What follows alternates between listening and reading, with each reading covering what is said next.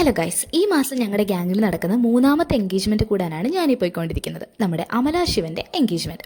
അപ്പോൾ രാവിലെ തന്നെ ഒന്ന് അമ്പലത്തിലൊക്കെ പോയി പ്രാർത്ഥിച്ചിട്ടാണ് ഞാൻ അമലയുടെ വീട്ടിലോട്ട് പോയിട്ടുണ്ടായിരുന്നത്.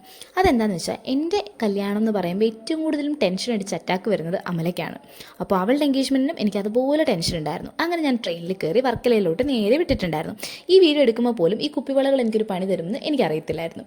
അങ്ങനെ റെയിൽവേ സ്റ്റേഷനിൽ എന്നെയും കാത്ത് കാർത്തിക വി ഉദയൻ്റെ യൂട്യൂബ് ചാനലിലെ ക്യാമറ കണ്ണുകൾ കാത്തിരിപ്പുണ്ടായിരുന്നു. അങ്ങനെ ഞാനും കാർത്തികയും ദിവ്യയും കൂടെ നേരെ അമലയുടെ വീട്ടിലോട്ടെത്തി. അങ്ങനെ അച്ഛനോടും അമ്മയോടും ഒക്കെ സംസാരിച്ച ശേഷം ഞങ്ങൾ നേരെ അമലയുടെ അടുത്തോട്ട് ചെന്നിട്ടുണ്ടായിരുന്നു. അവൾ അവിടെ നല്ല സുന്ദരി കുട്ടിയായിട്ട് ഒരുങ്ങി നിൽപ്പുണ്ടായിരുന്നു. ആ ഒരു കോസ്റ്റ്യൂം ആയാലും മേക്കപ്പ് ആയാലും ഹെയർ ആയാലും എല്ലാം അവൾക്ക് അടിപൊളിയായിട്ട് ചേരുന്നുണ്ടായിരുന്നു. പിന്നെ എത്രയൊക്കെ ഒരുങ്ങിയാലും ഞങ്ങൾക്ക് ഞങ്ങളുടെ കാർത്തികയുടെ മേക്കപ്പ് പ്രൊഡക്ട്സ് വെച്ച് ഒന്ന് ടച്ചപ്പ് ചെയ്തില്ലെങ്കിൽ ഉണ്ടല്ലോ സമാധാനം കിട്ടത്തില്ല.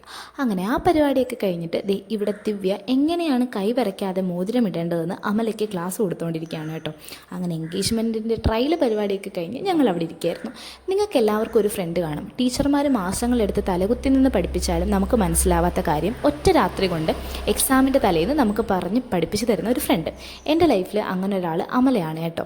ഈ ഒരു പോയിന്റ് വെച്ചാണ് ഞാൻ ഒരു കാര്യം മനസ്സിലാക്കുന്നത്, എൻ്റെയും അവളുടെയും കൈ കിടക്കുന്ന വളകൾ ഏകദേശം ഒരേപോലത്തതാണെന്ന്.